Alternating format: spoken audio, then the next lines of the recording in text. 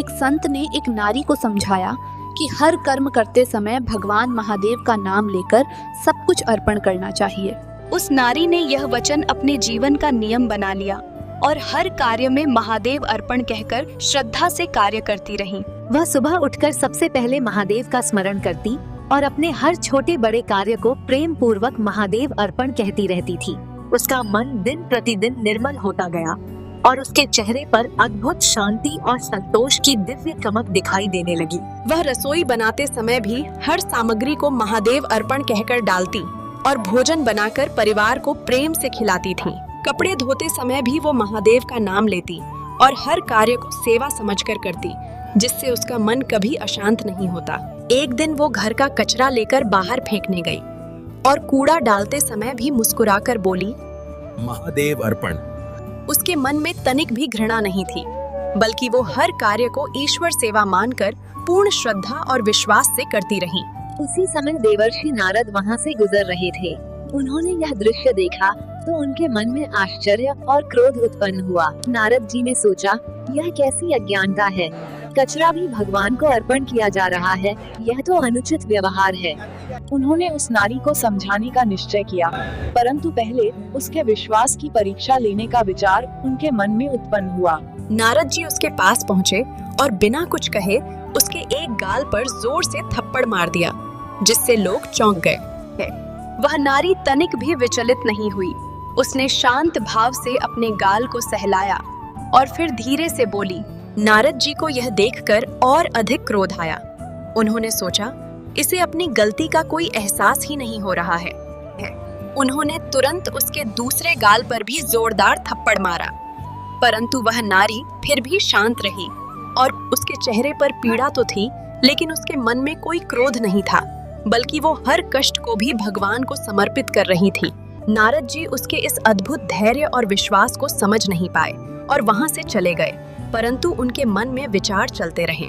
वे सीधे कैलाश धाम पहुँचे, जहाँ भगवान शिव विराजमान थे, और वहाँ पहुँचते ही उन्होंने एक विचित्र दृश्य देखा।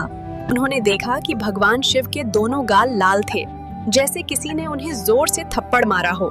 यह देखकर वे चकित रह गए। नारद जी ने विनम्रता से पूछा, प्रभु, आपके गालों पर ये चोट कैसे आई? यह देखकर मेरा मन अत्यंत व्याकुल हो उठा है। भगवान शिव मुस्कुराए और बोले, नारद, ये सब तुम्हारे ही कारण हुआ है। तुम्हें यह जानकर आश्चर्य अवश्य होगा।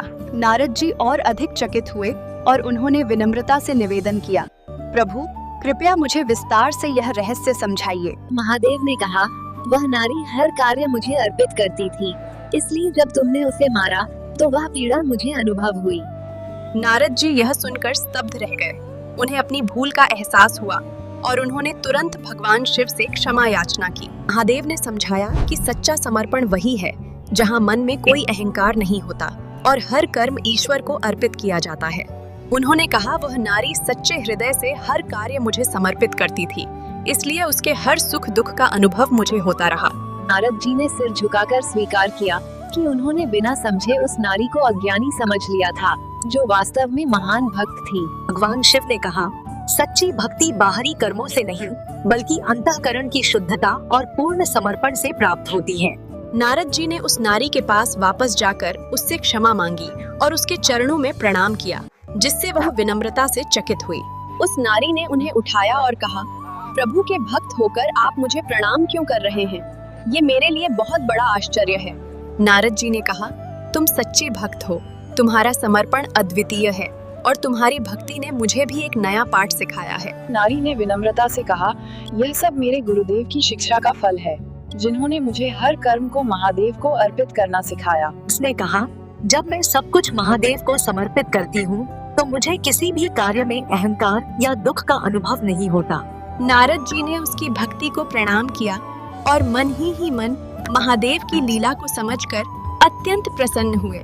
उस दिन के बाद नारद जी ने भी हर कार्य को ईश्वर को समर्पित करने का निश्चय किया और अपने जीवन में अपनाया।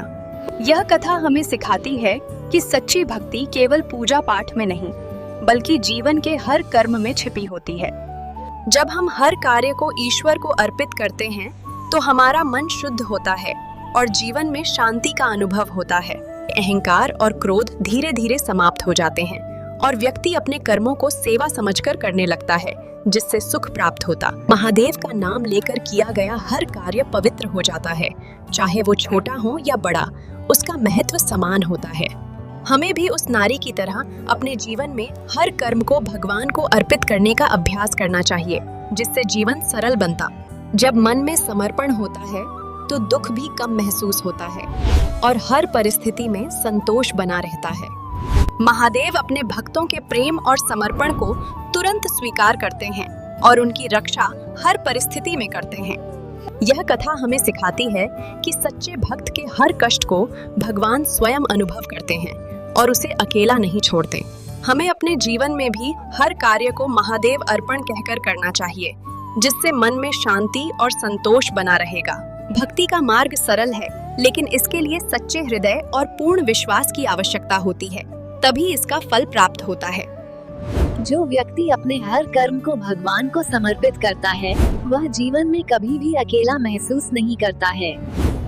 महादेव सदैव अपने भक्तों के साथ रहते हैं और उनके हर दुख को दूर करने का प्रयास करते हैं। इस कथा से हमें यह भी सीख मिलती है कि किसी की भक्ति का कभी उपहास नहीं करना चाहिए, क्योंकि उसका भाव सच्चा हो सकता। नारद जी की भूल हमें यह सिखाती है कि बिना समझे किसी के कर्मों का निर्णय नहीं करना चाहिए।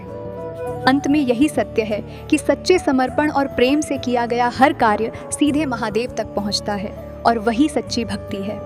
यदि ये कथा आपको अच्छी लगी हो तो चैनल को सब्सक्राइब करें, वीडियो को लाइक करें और कमेंट में हर हर महादेव अवश्य लिखें।